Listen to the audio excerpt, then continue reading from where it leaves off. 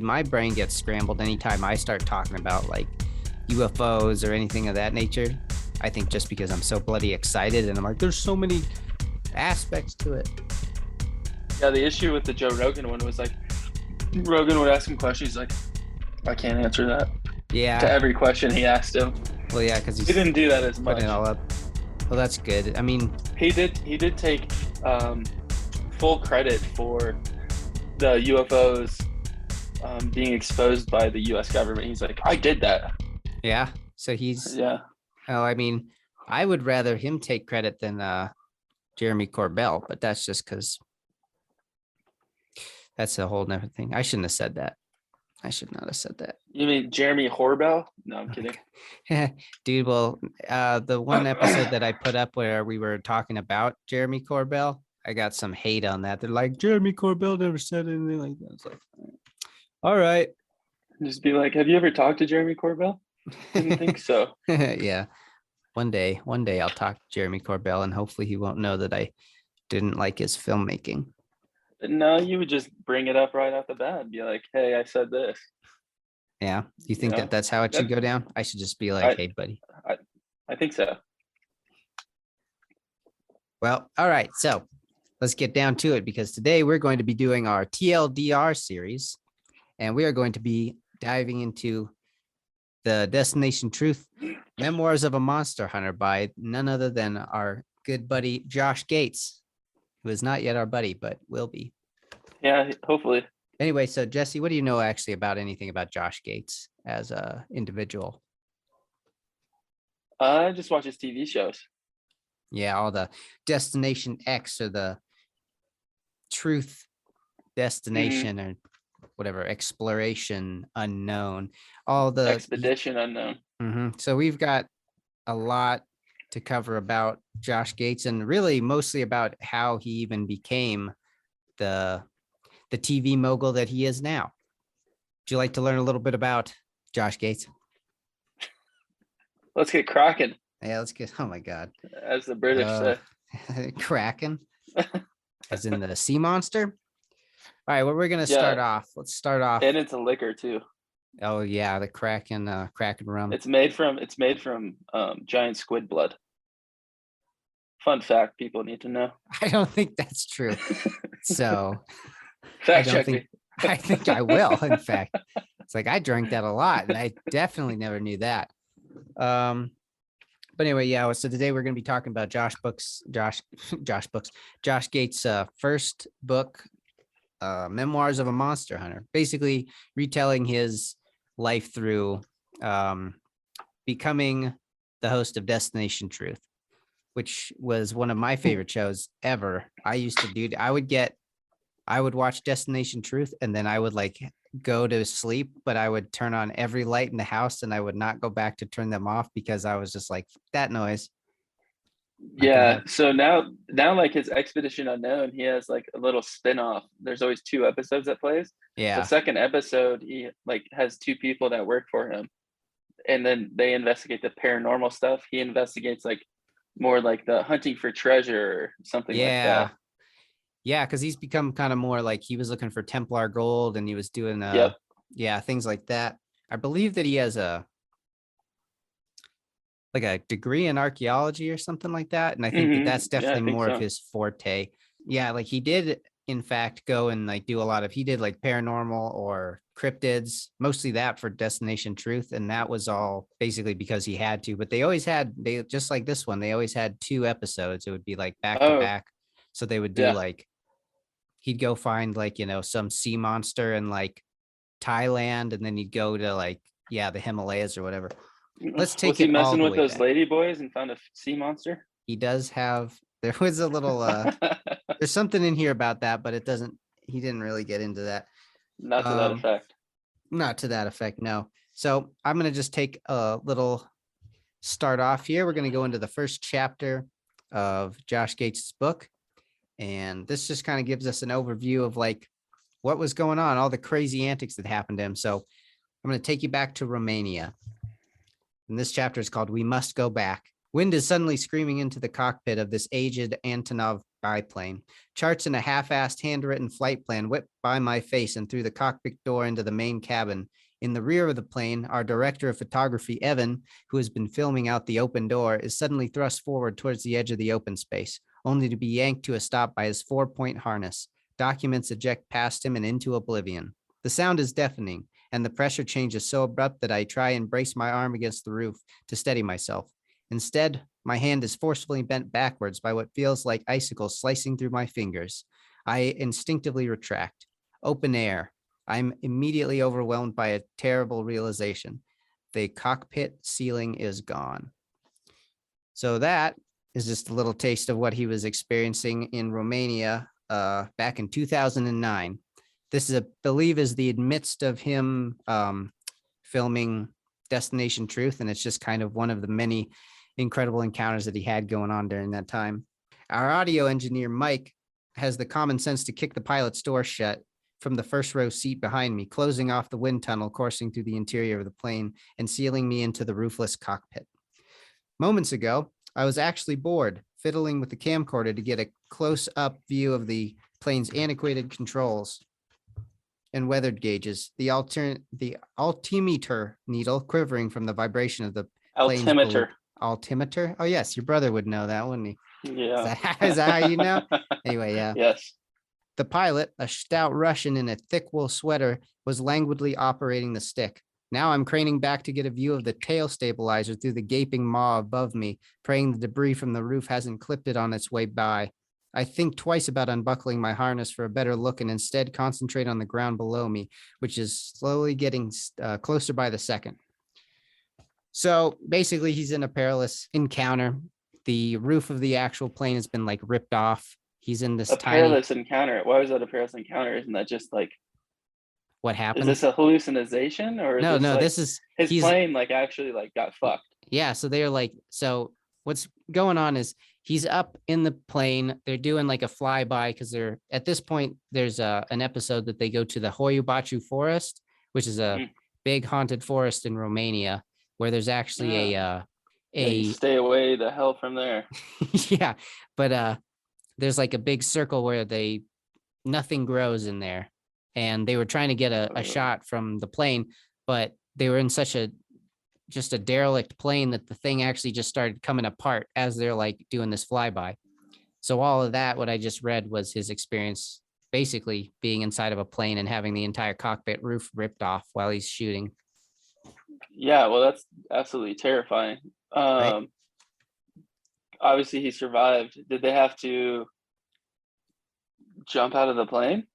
No, they land and everything, but it's definitely one of those things where this is the first chapter of the book, kind of trying to set the pace for the craziness that is his entire career in Destination Truth. Is he related to Bill Gates? No, I don't think so. I don't think he is. I think so. No, I mean, like, he seems like. My girlfriend asked me that. Oh, really? I was like, no, he's not. I was like, he's not related to Bill Gates. That would have been wild, though. I mean, maybe that's how he got the gig. No, I'm just kidding, because we know how he got the gig from this book, which I'm about to read to you. All right, so let's just get a little bit more in depth with the book here. So Josh is going to be going to Tanzania, Africa, where he is going to, this is before Destination Truth. We're taking a step backwards again. The year is 2005, and Josh has always been kind of a adventurer, so to speak, as obviously, you see in the show, but this is his real life. The landscape. All right, so I'm taking you to Tanzania. The landscape is utterly alien, and a soupy mist clings to the rock face by my side. I run my hand along the smooth stones for balance, my fingers red from the icy water trickling down above. Just before sunset, my group and I finally stumble into Shira Camp. The darkening haze is punctured by the welcome sight of dozens of glowing orange tent domes. This is one of several camps that temporarily cradle countless expeditions ascending the side of Kilimanjaro. But our relief at arriving here is short-lived. Rain suddenly buckets down and porters scramble to assist with tents as night arrives unceremoniously. By the time I finally get to my own shelter, water is seeping through the seams of the floor. I'm shaking cold as I strip down, searching for drier clothes. I came to Africa as something as of a personal challenge. Almost exactly a year before this day, I looked in the mirror and decided to change who I saw looking back. I had been living in Los Angeles for more than 5 years, hustling to find work as an actor while slowly building a photography business on the side. But contrary to my naive expectations, being a Hollywood actor slash photographer did not automatically come hand in hand with the disposable income and the company of beautiful models. So to support my ambitions and pay my rent, I was mostly waiting tables. So this man who now is larger than life had very humble beginnings, like like 2000. everybody. Yeah, exactly. Which is kind of like why when I first picked up the book all those years ago, I really found it to hit me home, because it was like, oh, dude, like, he was struggling. He was waiting tables. He wanted to do all sorts of bullshit before he ended up actually doing anything. And so a year prior to him deciding to get out and do something, I wouldn't say different, but he kind of wanted to get involved in something greater than himself. And that's how he ended up here in trying to climb Mount Kilimanjaro. So Josh went to Tufts University, and he actually double majored in drama and archaeology. And yeah, that's how he got his, start, really. He was doing an archaeology degree as well as a theater degree or drama, I guess. And that's kind of so how you can relate to him. Yeah. Yeah. What are you saying, that I do drama or what? Yeah. Yeah, I know. That's another thing that I was kind of like, okay, I've heard that before. And it's interesting too, because like personally, I always wanted to be an explorer, and an archaeology degree was always something that seemed like really neat to me, or like Egyptology. But it pays like shit. Well, right. So let's go back to the book. Luckily, my parents were empathetic. My mother, a vivacious and free-spirited young woman, grew up in tumultuous 1960s England and somehow found my father, a charming American deep-sea diver and self-made man. The two of them were endlessly supportive of my interests and passed on to me their humor and confidence to follow my own path, as they had done. So he has pretty much got his own, support system. It's kind of nice to have, like, your family backing you, but he's always been an adventurer. He's always been kind of go get him. And that's kind of why I think that a lot of people end up like really finding him. Like, I don't know. What do you like about Josh Gates, if you have anything that you did like about him? I'm not going to say what I just thought. It was funny though. I don't even, I don't know. He's, you can tell he's very passionate about what he does. And like, just in like the TV show, I know like it's probably scripted and shit, but I mean, you can tell he definitely has a passion for like exploring and like figuring out the unknown. And that really gets his, like, trips his trigger. Like, it ignites a flame inside of him. And that's kind of why I think that, passion is the way to go. If you like doing something, fucking go whole hog. I mean, that's why you go. Hog. Yeah, whole hog. Don't half hog it. Yeah, no half hogging. Anyway, back to the book. But with no prospects for actually earning a dime as a young archaeologist, I tried my hand at acting, a passion since my breakout performance as Bottom in a high school production of Midsummer's Night Dream.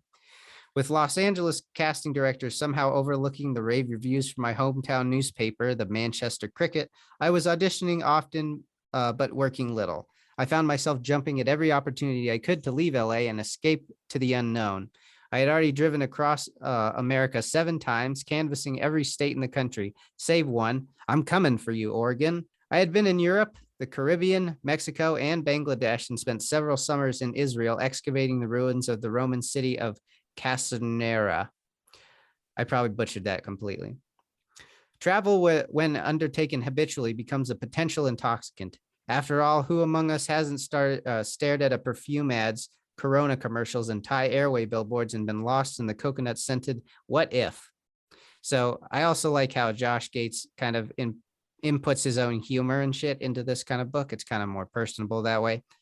A little bit ridiculous at times, some of the stuff he says, but at the same time, you kind of get the whole scope of the adventure. Oh yeah. So now we're going to basically what set him off. He's like, then I looked in the mirror. I felt older. I wasn't a kid in school anymore. I was considerably overweight, bored, and generally unhappy, which some of us find ourselves in more than we'd like to admit. I tried to combat the malaise. Never. Well, okay. Maybe you're generally unhappy, but you're never not considerably overweight, right? I'm a generally pretty happy person, Patrick. I know. I'm fucking with you. Look at that face, hey, man. Liquid Death. Oh, dude. I kind of want that. I kind of want to go get a. It's delicious, dude. It is, and like, there's a buddy of mine that I was working with, and he only got the non-sparkling kind, and I'm like, I haven't even tried the sparkling kind. I only get the non-sparkling. I stick to the LaCroix and the Topo Chico for sparkling. Fair enough. I haven't tried it yet. I think that I'm sure it's delicious. Yeah, that's the one. Like, because I was like, why would you drink the other one? But I mean, at the same time, it's still good water. Like, exactly. Yeah. So yeah, Liquid Death. If you want to sponsor us. All right, so right now he's unhappy with his life. He's like, oh man, I got to do something. So I tried to combat this malaise by going to the gym with some regularity. Without a specific goal, though, I slipped back into bad habits and comfortable routines. So, what are you going to do, man? Classic. Like most of us. Mm-hmm. Yeah. We're going to pop on over to the actual adventure that he gets into. All right. So when was this book written? You'd be surprised. I believe it was written in, oh my goodness, it was 2011. It's literally like a 11-year-old book, which is kind of funny because in it, so if you look at so on the front of it, it has like, it's like the host of the Syfy show, or the host of the Syfy series, and it's spelled like Syfy, like Syfy. Well, in the book, and because he wrote this like before they did their little name change, it was still like Syfy, like the channel back when they had like the old logo. So it's kind of funny because in here you keep on getting like, he's just like Syfy, and you're like, what is this? Yeah. Anyway,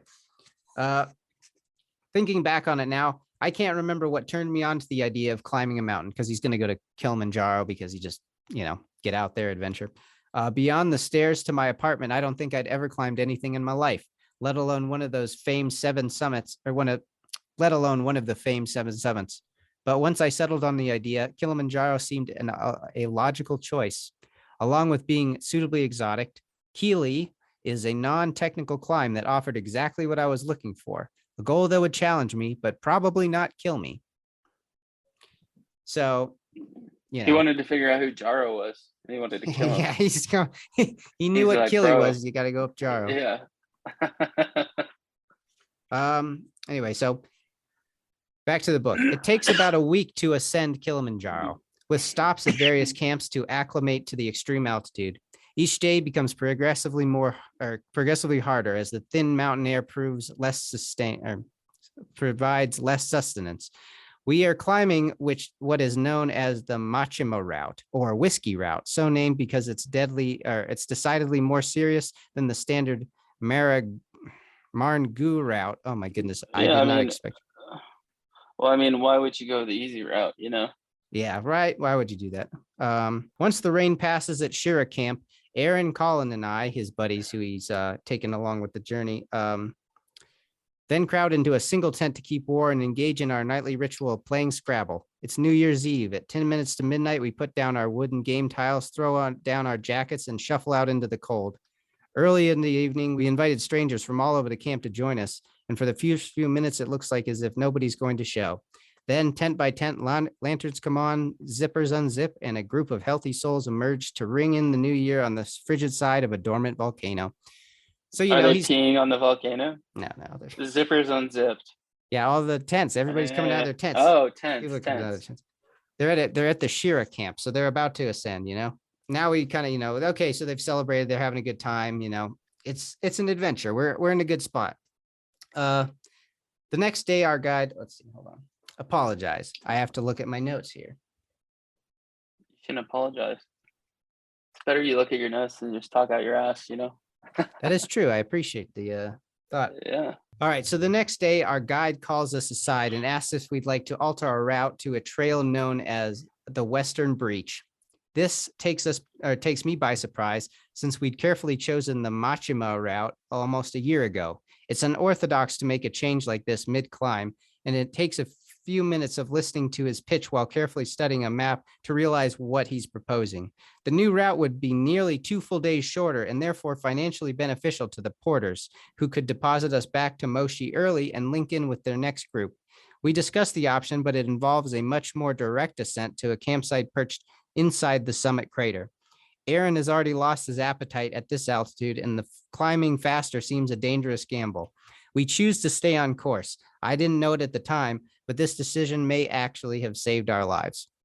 So, they're working with this local porter. They're if you know anything about like just climbing, like the plan for mountain climbing is always pretty much like you got to stick to it, because like anything could go wrong. You could, altitudes, certain. Yeah, I watched that documentary on NIMS. Yeah, on NIMS. Yeah, did you not watch that, Joe Rogan? I'm disappointed in you. Oh, NIMS. Yeah, the guy who climbed K2 and all that. Well, no, he climbed all of the ones that were above. Yeah, the 7 whatever. 20,000 feet. Yeah. Within that's 6 months. Yeah, that was incredible. Insane. Right? You should also watch, there's another documentary called Meru, which is the first one I ever watched, with Jimmy Chin. And that was an intense one, because they're actually like, with the fucking pics and everything. Like, yeah. Oh, no, these guys were too. Yeah. Yeah, so then man. It documented him doing every single one of them too, right? Yes. Yeah. And he did it in like 6 months or some shit. So like, what the hell compelled you to do that shit? And just to fucking survive it, like, because I mean, like taxing, like you have to come back, because, well, I'll get to it, but Josh and his buddies just on this one, which is kind of a cheap one, Kilimanjaro is kind of takes a toll on him. Yeah. Our expedition from our outfitter traveling along this more direct route will be caught in a rock slide cascading from the summit. When the dust settles, 3 American climbers will be dead. Several more will be seriously injured and airlifted to Nairobi. News of this won't reach my team until we return to Moshi.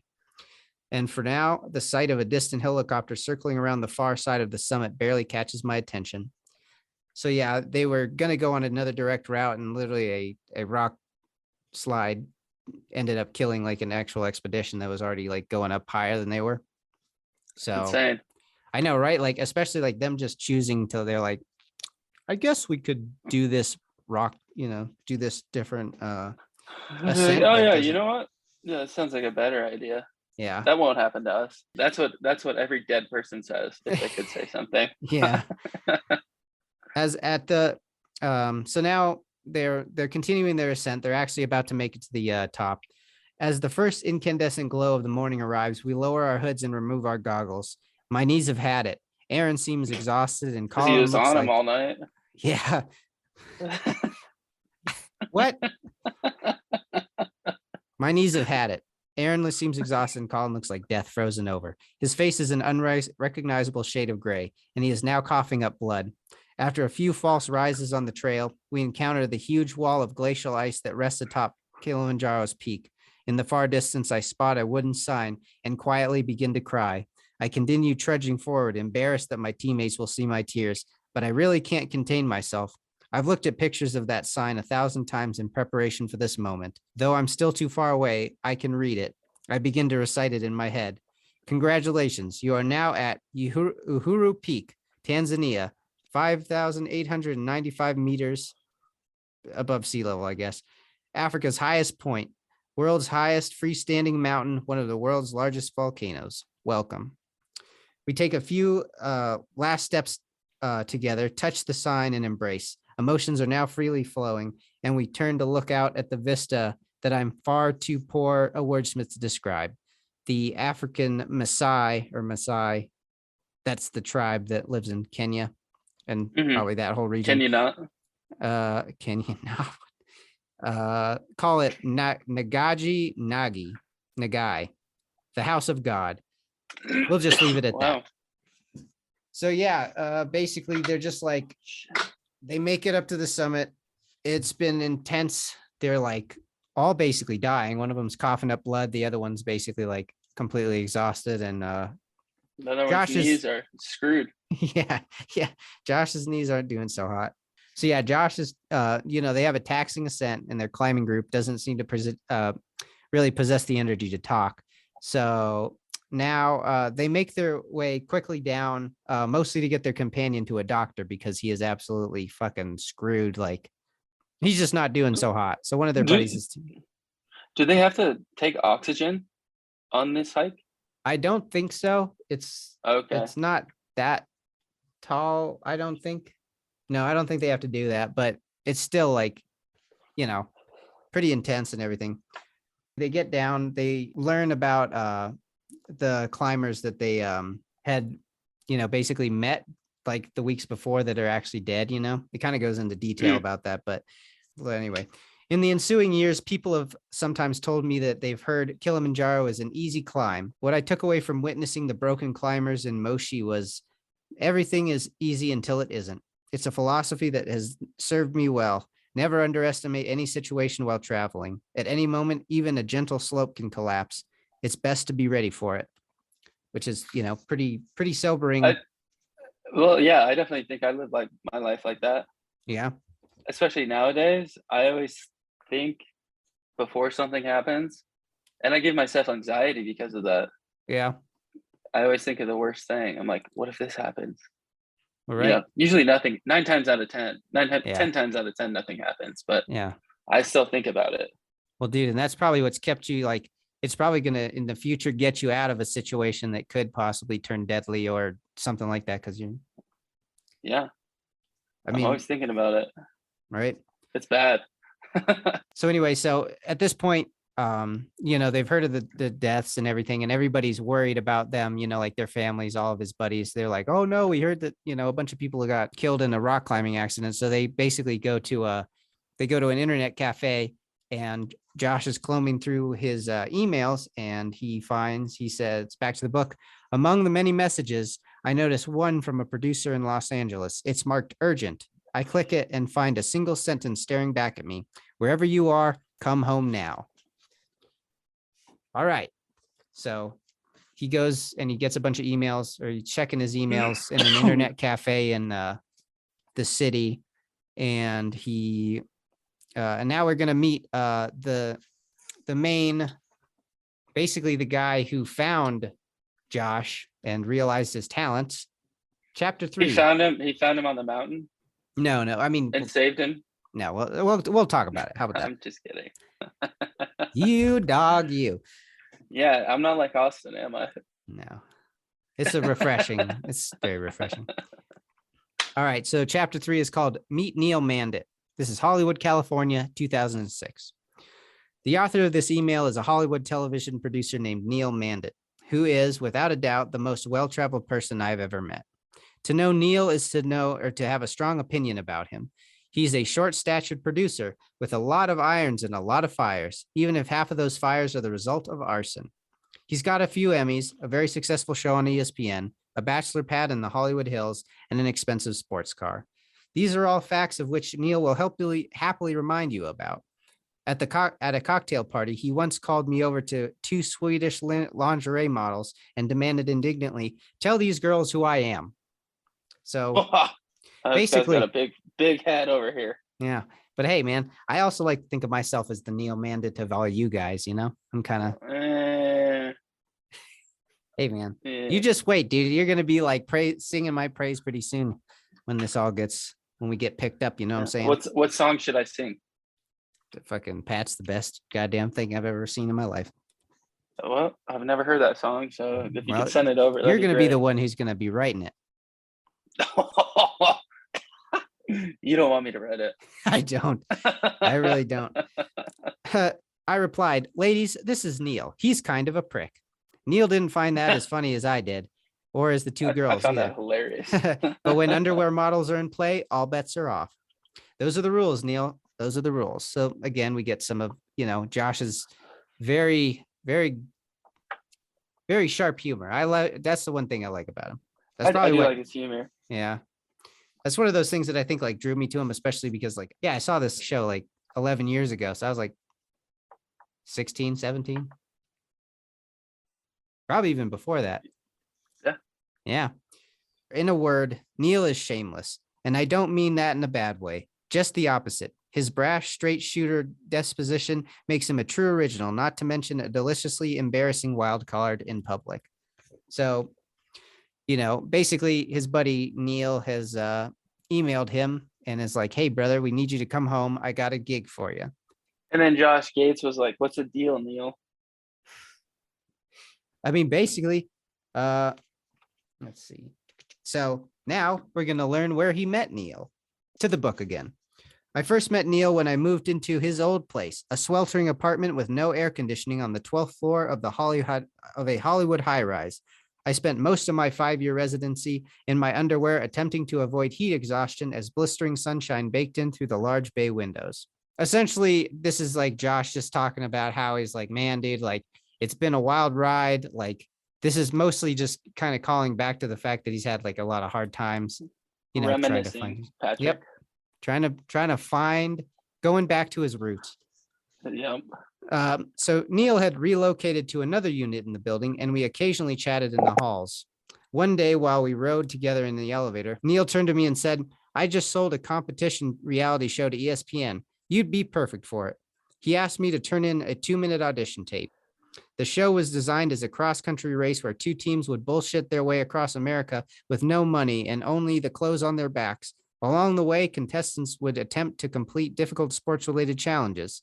Now, I'm not much for sports, but I am full of bullshit. Practically invented this stuff. This project seemed right up my alley. That's a lie. Yeah. Yeah. He's too young to invent bullshit. People have been bullshitting all their fucking since the beginning of time. I immediately cleared my schedule of waiting tables at a steakhouse inside the Magic Castle and a private club for private club for professional magicians, about which I could fill a 3-volume expose. Oh, I know exactly where this is at. Yeah. Yeah, You've been the there? Disney one. Yeah. No, it was on as like an episode I just watched like probably a week ago. Oh, really? Yeah. Wow. So he's gone back to his roots even more. Yeah. Neil encouraged me not to simply sit in front of a camera and prattle on about why I'd be a good candidate for the show. You'll need to make things interesting. Talk your way into a place or fool somebody. That's what the show is going to be all about. So, and actually what he ends up doing is he actually talks his way into Disney. Yeah, like that's where without the a thing ticket. is. Yeah. Oh, but really? I mean, like for the show, he sent in an audition tape for Neil. That's what he ended up having to do. All right, back to it.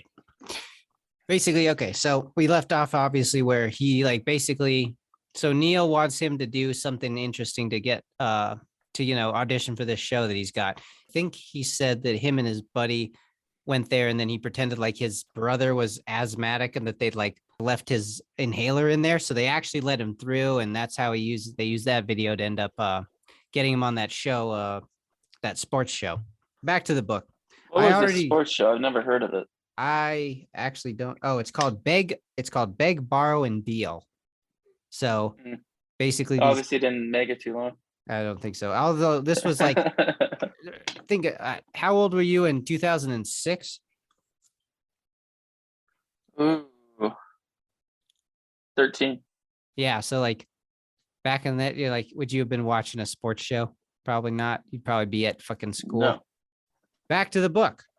I already knew that when Neil calls, interesting and immoral things often follow. But in this particular occasion, Neil's bat signal found me far from home. I had just completed a year-long gauntlet to the summit of Mount Kilimanjaro and was about to reward myself by going on a safari with my mates. My professional plans beyond this involved getting as drunk as possible on a beach in Zanzibar. Neil would have to wait. I touched down in Los Angeles a few weeks later. Neil had since emailed me frantically, demanded that I contact him as soon as I landed. I called from the baggage claim at LAX, and he welcomed me with home with a touching, "Where the hell have you been?" And told me to come straight to his office. Do not pass go. Do not collect $200. So basically, Neil's like freaking out because he decided to go party instead of figure out what the heck Neil wanted. So, Neil's about to tell him. I'm fine with that. Yeah, you think you should blow off producers and stuff? Well, Neil has a big head. Sounds like he needed to be put in his place. I guess you're right. On this particular day, Neil is sitting in an oversized executive. So he goes to meet Neil at his office or whatever. So on this particular day, Neil is sitting in an oversized executive chair, stroking a kitten like Ernest Bullfield. The dry erase or like board. Dr. Evil. Good. I'll cut that together so you get, I like get that. But anyway, the dry erase board seems to have been wiped almost clean, saved for a title of a questionable home makeover show concocted by Neil. Written in thick blue marker are the words "Extreme African Village." I can't even bring myself to ask, and I simply pray that it isn't the project that I've been summoned for. It's man. I mean, that's terrible. I know. That does not sound good. And of course, this was like in 2006, so it probably, less horrible implications, but still pretty bad. Yeah. I tip a chair forward, spilling out a couple of felines and take a seat. I'm filthy. My beige safari shirt is streaked with dirt, and my red beard has been growing for over a month. I actually have one of those those neck beards at this point, which makes me look like a grimy Civil War reenactor. So Neil, quote, "I've sold a show to Syfy that I want you to host," Neil says flatly. "It'll be a few years before the channel becomes Syfy, courtesy of a transformative rebranding that trades in 2 full-time vowels for part-time vowels." That was a mouthful. Thank you, Josh Gates, for that one. Yeah, that was a titty tongue twister. Isn't that what you call them? Yeah. So what's the concept, I ask? "It's about a guy who goes around the world hunting monsters." He smiles. I let that soak in for a few seconds. I proceed to point out that my resume doesn't exactly read like Van Helsing. Though I'm well-traveled to date, I have little experience that would qualify to work with monsters, other than serving overpriced steaks to professional magicians. "You're perfect," Neil explains. "They don't want a nut. They want a real traveler, a guy who isn't afraid to turn some rocks over, someone funny." I'm not taking any of this very seriously. You have to understand that almost every conversation about potential projects in Hollywood is a conversation about nothing. Industry people make a second career out of discussing things that are in the works, which is honestly another thing that I found incredibly true after I read the book, because that's when I started in my own field of film and television. What was it? 10 by 10? What? Your field. My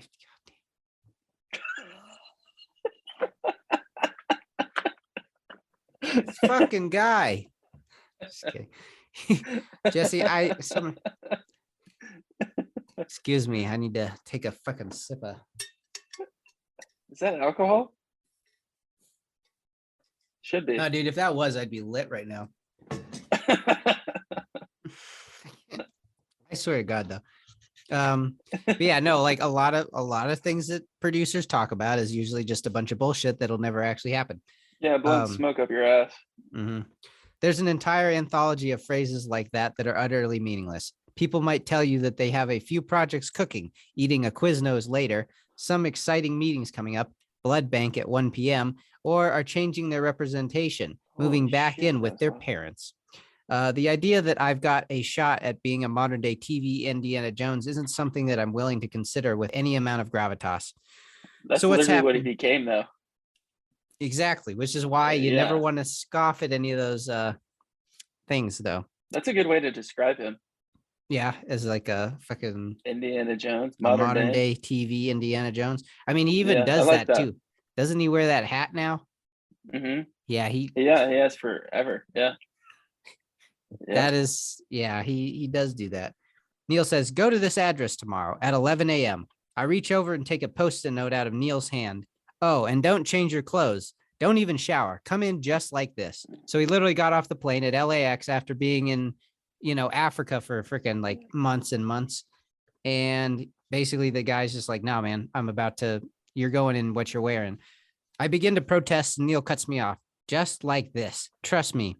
I relent, surrendering to the idea into another night in these filthy clothes. The whole thing feels like it's shaping up to be a disaster. But hey, at least I'm not hosting Extreme African Village." Because he's not, luckily for him. Now we're on to chapter 4, where Josh is going to be heading to the casting call. He's going to basically be doing his audition, and unbeknownst the to casting couch. This is better than that. Josh shows up at the Syfy offices, and at this time, Syfy is already has a huge reality hit on their hands with a show called Ghost Hunters. For all those familiar, Ghost Hunters centers around two Roto-Rooter plumbers turned professional paranormal investigators. That's quite the. It is the truth, quite though. The profession change. That's what they do. No, they were like, even in the beginning of those shows, it would always be like, they're like, by day, we're two plumbers, and then they have like their freaking van, and they're all standing all cool next to it, and then they're like, yeah. All right. They must have been on like hella Adderall. How are they going out every single day working as plumbers? They're pumping them up with those Joe Biden drugs. You've never actually seen. I've seen Ghost Hunters. Yeah. Yes, I have. And I thought that you said I don't like it. I don't like ghosts, man. Why not? Tell me why you don't like ghosts again. Every time you tell me, I just can't believe you. You're such a. Just come on, tell me one. Come on. I don't like it. Yeah, is it scary? It scares me. Yeah. Okay, that's why. Jesse, we got to change that. Got to change that. Okay, yeah. Then we're talking about the Ouija board falls down magically in your closet. No one fucking touched it. It's probably because it's just I didn't put it away well enough. It just fell. See, it's funny because you go the opposite. Somebody who is just like, nah, dude, you just put it in the thing and it just tipped over because it wasn't. You hadn't even touched it in forever though. Well, no, I mean that time I went in and I looked at it. We looked at it. Okay, maybe you're right. I don't know. Because a couple of times we tried to get rid of it and it just kept showing up back in that closet. I'm just kidding. That's not true. Okay. I was like, You're like, Pat, get out of there. Actually, what's funny is... Did you bring it with you on your move? No. You left it there? I don't even know what happened to it, actually. What? That would be... Because, yeah, we moved out and, like, I knew it was in there still. And then I was like, I might have just left it. I might have just been like... So now whoever owns that house now, dude, they're gonna go up there. They're gonna be like, let's put some. Can you imagine if you just like moved into your house and you found one? You'd be like, what the fuck? Yeah, you'd be like, oh no. Especially like, I should have done like some stuff where I like burned like all this stuff like a pentagram or something crazy. Just these guys. Whoa. I'm getting a little carried away. Hey, now it's really. Hey. You need the road, don't you need the you need the little Jesus on there to make it. That's Catholic. Work. I know, but I think that they're like right now, just the regular cross doesn't scare away the demons. I think you need the Jesus on the cross to do that. No. The only Jesus on the cross is in Catholicism. Exactly, and that's what stops them. Well, I'm Catholic. All right, I'll take your word for it. Swear, yeah, that's how I was raised. I mean, I believe you. I'm just giving you shit. But what's okay? So the funny part, I know you mother efforts with that damn Ouija board. Yeah, and then who knows, man? Who knows where it is now, though? So, but in the following years, the channel will develop Ghost Hunters International, Ghost Hunters Live, and most recently, Ghost Hunters Academy. We're gonna go to college to be ghost hunters. It's really funny though because. They did. Funny. No, they actually did do that. It was like they're like, these are our pre whatever. Yeah, I mean, it was a great financial investment. Yeah. I mean, they did. Yeah, that was pretty much like the bulk of what Syfy was doing for the like 2000s and early 2010s. Well, I mean, now it's on Discovery Plus. Oh, really? They have Ghost Hunters? Yeah. Oh, yeah. New seasons. There's like spinoffs of Ghost Hunters and everything. They all I don't think any of the people who went to Ghost Hunters blah blah blah Academy yeah really got anywhere, but all right, so back to the book. I arrived nearly half an hour before my meeting. After parking, I ascend to the main plaza, craning my head up the looming Universal Tower. The building is a slate-colored rhomboid block that looks about as inviting as a steel coffin. It appears indefinitely harder to climb than Mount Kilimanjaro, and for the first time, I've started feeling extremely nervous about all of this.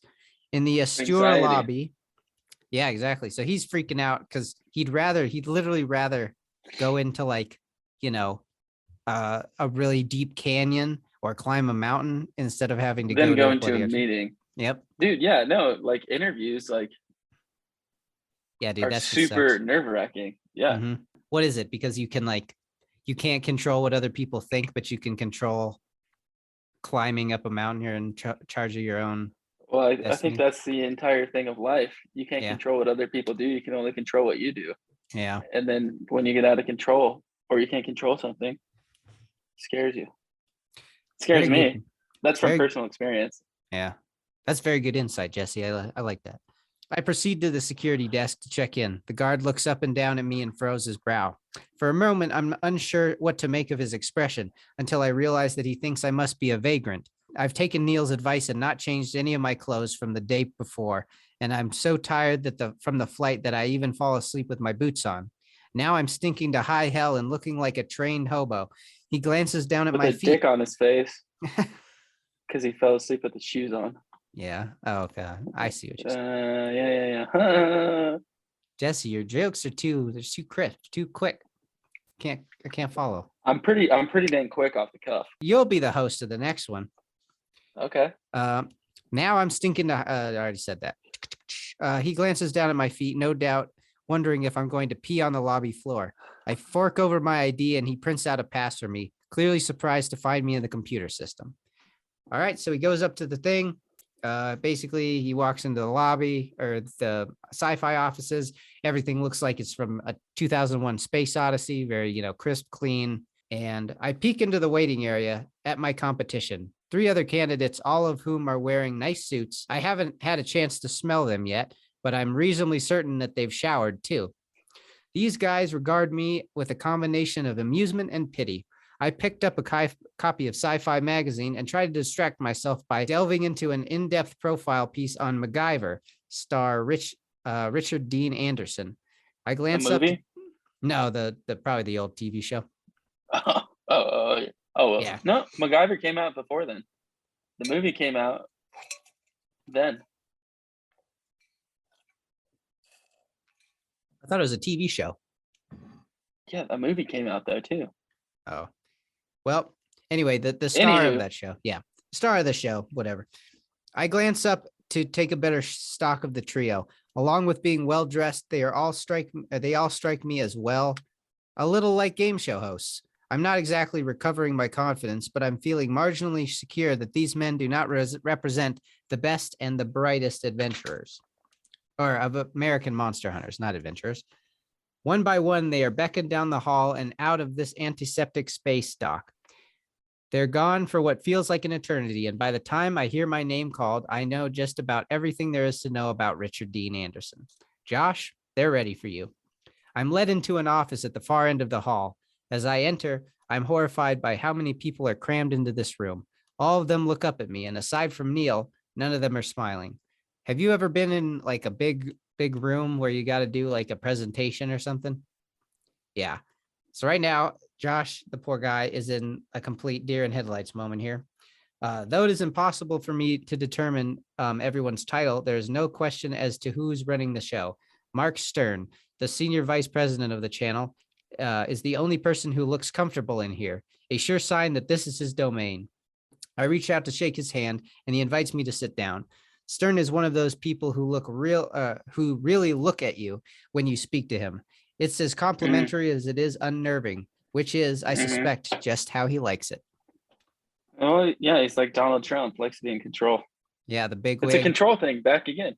I'm getting a pretty good once-over from the whole group and feeling compelled to break the ice. Hi, I manage. Let me start by apologizing for my appearance. I just got off a plane from Tanzania. Smiles all around. As perceptible... Good Lord, I can't even read this bloody thing.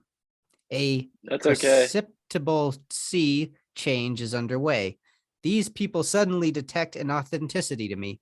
We talk for a few minutes. I recount my exploits on Mount Kilimanjaro and discuss my interest in travel. I'm hoping that someone will bring up Richard Dean Anderson, but no such luck.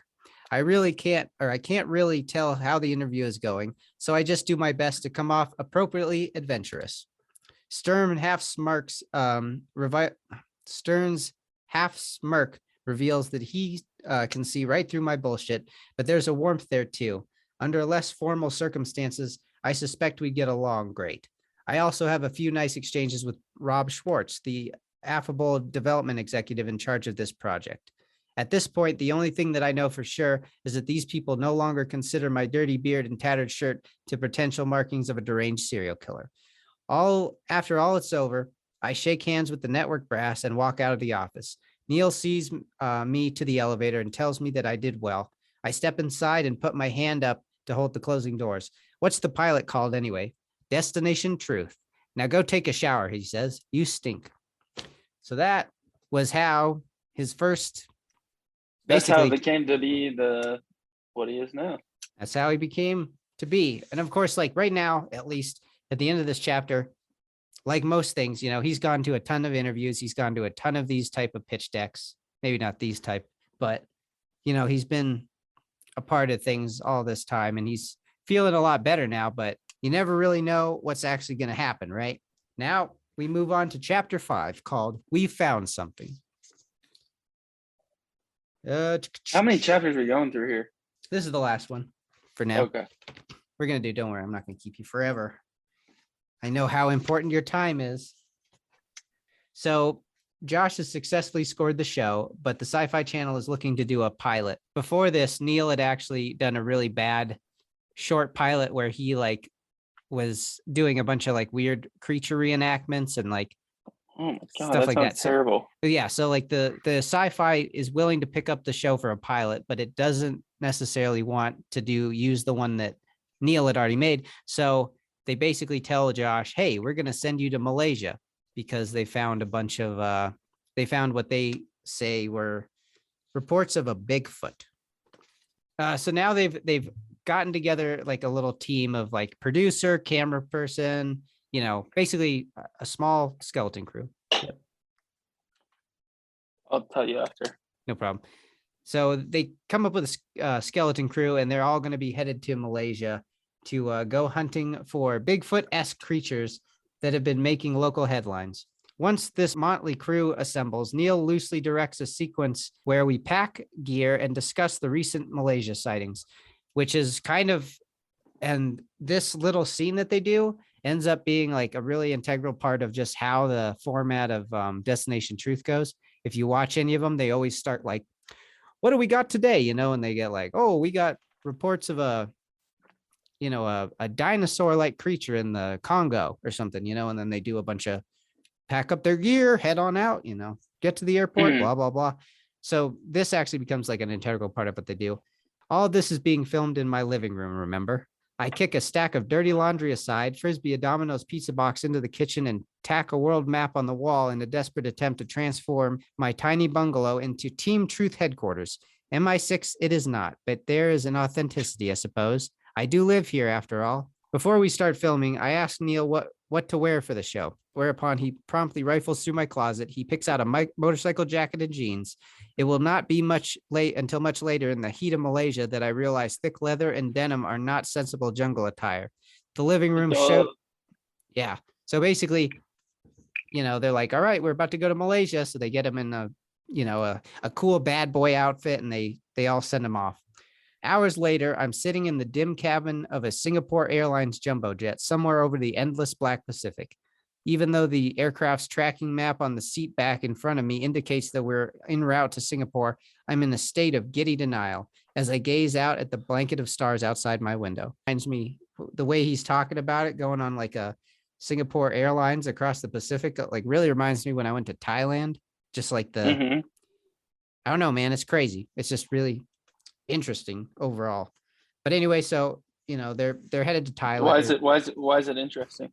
Oh, just it's another way that I kind of relate to it. And just hearing that, I'm I felt that intense emotion of being flying over the ocean about to go to some crazy foreign place. See, the way I look at it is when you're in a different place, life keeps going on. Yeah.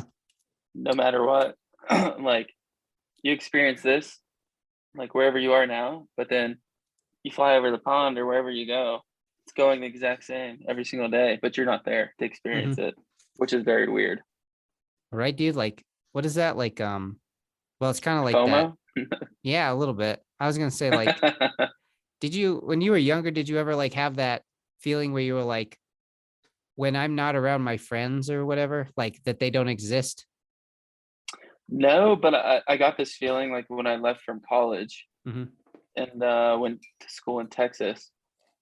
I was like, I leave here from Colorado, but I live in Texas, but like life happens every single day here, and I'm not here to experience it.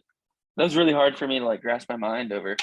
Yeah. For whatever reason. I don't know why, but was it just because you were sad that you weren't also experiencing like the life in Texas? Well, I think it's just because I wanted to experience everything all the time. Yeah. Yeah. Which is, I mean, dude, yeah, that's the problem with the human condition, man. Yep. So they land in Singapore. The sterility of present-day Singapore and its draconian legal system have made it somewhat of a letdown to many an adventure traveler. I myself am not a huge fan of any place that threatens to arrest and beat the shit out of you for spitting gum on the ground. Still, if you're in the market for a Gucci handbag or a pair of Jimmy Choo stilettos, it's just the spot. Now, NBC, parent of Syfy, has mandated that we be accompanied due to recent political upheavals in part of the country. So we exit the terminal and meet with our local security consultant who will guide us across the border of Malaysia to Johor Bahru, the city nearest to the recent sightings. So remember, they're going to go for a pilot with no plan, by the way. It probably explains that more in here, but they really have no plan as to like what they're actually going to do when they get there. They just are going to go looking for Bigfoot, essentially. So subsequent experiences taught me that these security consultants come in only two varieties: trained killers and trained monkeys. Half the time, they are indispensable assets who speak regional dialects, navigate complex local customs, and offer practical advice for staying out of trouble. The other half of the time, they turn out to be armed goons who are just as apt to accidentally shoot the client as they are to protect them. In this particular case, we're saddled up with a guy named Captain Gupta, and he's exhibiting early signs that we may not be able to be in the safest hands of the Southeast Asia. I look on in disbelief as he gets lost trying to guide our Jeep out of the airport. Despite it being a 25-minute drive, he manages to take 3 wrong turns on the way to the Malaysian border and even stops to ask for directions at a local prison. I feel even safer. So, yeah, the local guides, that's kind of something that you have to have for the most part just to like navigate everywhere. But this guy's absolute train wreck. Well, yeah, even back then they had iPhones. In like 2006? I think this is 2006. I think that's when the first iPhone came out. But this is Malaysia. We're talking Malaysia. I don't care. Just, they don't, I don't know. Malaysia doesn't have iPhones now. But Josh should have had an iPhone, and he could have. I don't know about that. He could have done some, you know. Well, we'll see how this goes. We'll see how this goes, right? So we check into a hotel that looks like it's been shelled by artillery fire and meet in Neil's room to begin our operations in earnest. Bags are unzipped and equipment spills out like entrails across the open floor. I attach a microphone to my shirt and slip the transmitter into my pocket, fingering the power switch. We've been in... Not like that. The G-spot? Not like that. We've been in motion for days, spanning the planet at half the speed of sound, driven across an international border, all to arrive at this moment, heralded by a tiny gesture that nobody else in the room observes. As the device clicks on, I sense that the microphone is now alive and waiting patiently for me to feed it. My previous fear that... Well, he's basically describing him turn on. Was it patient? What? It's an inanimate object. How can it be patient? Don't worry. This is just Josh's very eloquent way of speaking about his satire. Yeah. Well, he's talking about his lavalier microphone, which I know. Yeah, he's about to talk into. It's happening right now. 100 light bulbs come on at once. I see this pilot for what it really is, a completely unscripted television show where 2 cameras record my every move as I lead a team into the jungle looking for potentially dangerous animal. I look down at the microphone and swallow hard. Here we go. So now this is the part that kind of gets crazy. According to Josh, these guys don't have any real plan, which is typical of a pilot. There's some hiccups starting out. They don't actually have permission to film in the area that they're going, which is going to be in this this national park. So basically they have this. They're like, the Malaysians don't care. They don't even know what we're doing. Well, so they have to drive. The US. They have to drive to the Nandu Ropin National Park, where the where all these sightings are, and they're supposed to find a guy named Mr. Chu in order to get like permission to do this. So, but they have to drive into the park and find him. So they have to go to a national park and find some random guy that may or may not be there, and they don't even have permission to enter the park. So, to the book, the road is an absolute disaster. Deep ruts and thick mud cause the Jeep to buck and slip as we head into the interior. A wooden bridge moans under our weight, and I look at the side view mirror as a board behind us tumbles into the gorge. The sun is low in the sky when we are finally arrived. The camp turns out to be some sort of research station perched beside a broad river. A few thatched huts shelter wooden tables, microscopes, and piles of paper. It looks abandoned, and I can't help but feel as though I've been wandered into a set from Tarzan. Mr. Chu comes scampering across a rope bridge above the water. I can tell that it's him, since he's yelling at us in Malay, waving his arms angrily at the cameras. You no have permission to be here. Well, this is off to a fine start. After lowering the cameras and letting him cool off a little, he relents and allows us to remain. So basically, they get to the camp, and this dude is not too happy to actually have them there, which, you know. But he told them to go there, so this makes their guide was like, this is where we're going to find this guy. So basically, Mr. Chu didn't even know they were going there. Or Mr. Chu, yeah, he was not prepared for them. The best Mr. Chu can offer. So now they're like basically had driven from their hotel into this random park that they had to go and deal with, and they have no plan still. The best Mr. Chu can offer us is 3 unoccupied cabins overlooking the camp. Content with the knowledge that we have someplace to lay our heads, we happily peel off our sweat-soaked clothes to swim in the river and clean up before dark. The heat is like a blanket, and as we dry off quickly on the banks, a 5-foot snake descends through the canopy above me and slithers along the ground into the water. This will be my last swim. So, have you ever you ever been to the jungle? No, unfortunately. Yeah. Well, I've always wanted to. Loved it. Basically, how they describe it as being absolutely muggy and just full of like crazy, creepy crawlies and stuff is exactly how it is. I mean, I lived in Houston. Yeah, it's basically Houston, but on steroids. Yeah. So, twilight incites a nearly deafening hum of insects as the jungle comes alive. Mosquitoes begin biting my neck and moths punch me in the face as I head to one of the cabins. Cabin might be a generous term, actually. The buildings are actually 7-foot by 7 plywood shacks with nothing in them but a wooden platform elevated about 4 feet off the floor. It's right around this time that I hear Neil screaming. He peels out of his room and through the open door, and I can see a spider the size of a dinner plate clinging to the wall. My mouth falls open as I go in for a closer look. And it's funny, too, because I also had an encounter like this with a huntsman spider, which are like... You did? Yeah, in Taiwan. They had huntsmen? They have huntsmen there? I thought they were only in Australia. No, they're all the Southeast Asia, like all of that. And those puppies are like, they're scuttlers, dude. Like, yeah, they're like like a railroad tie. Mm-hmm. Like if you like looked at if you're like looking at the big cross section. Yeah, like that's how big it was. Like the whole thing, crazy. Man, you smash that, you'd feel it, like. Dude, yeah, and the thing is, they're fucking fast too. Like, I tried to hit mine with a broom, like a really shitty broom, and that thing just like I could hear it go away from me. Ugh. Yeah, it's creepy. Terrible.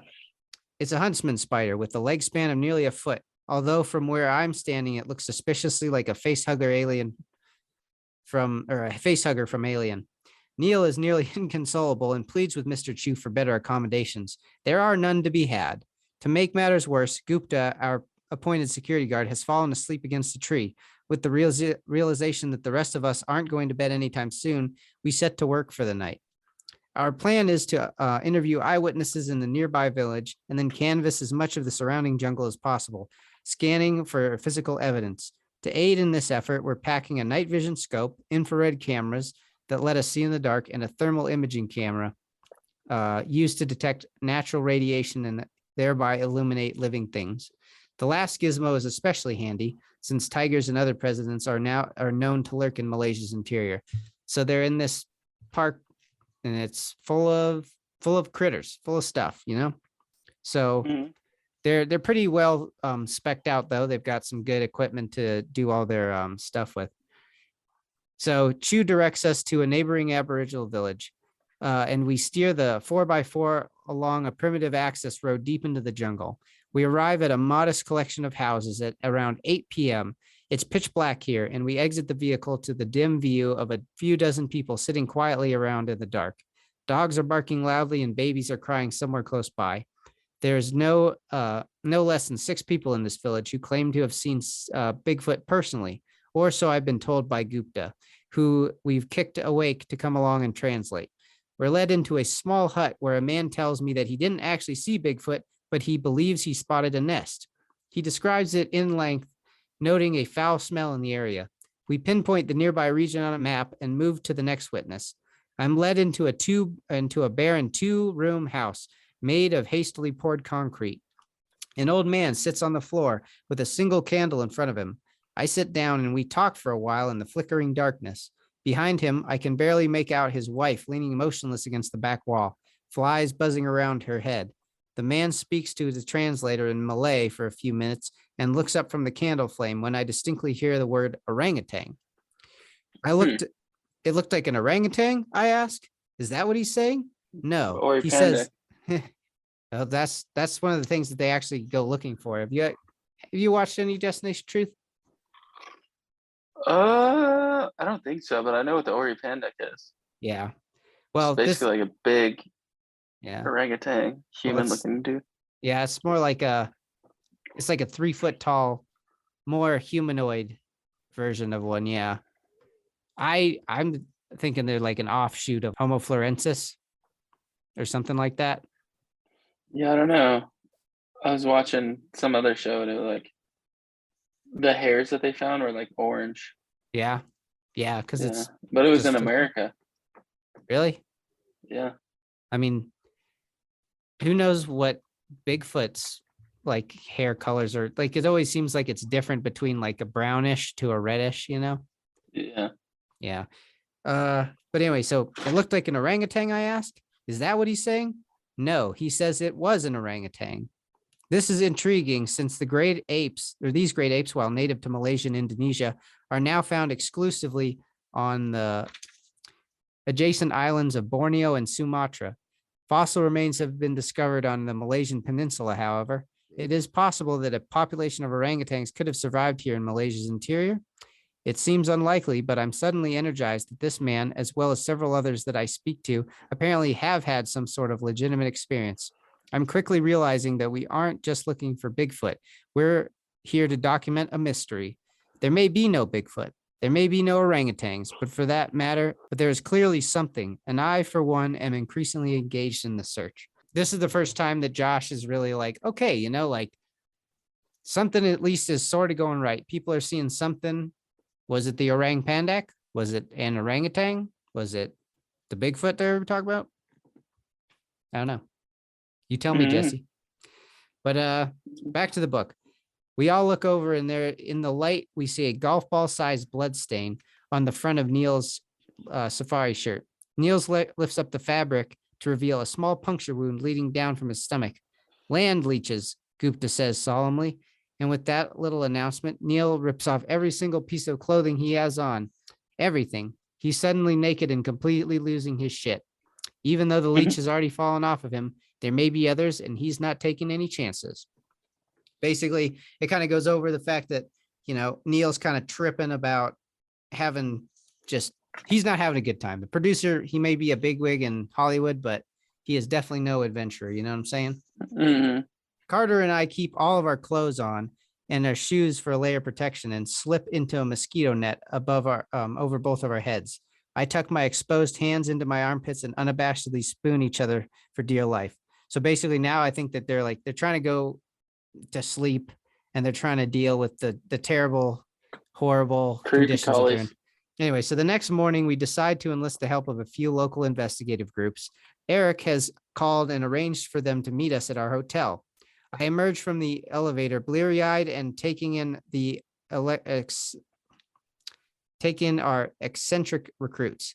Perched on a couch are three very attractive young women dressed in all black.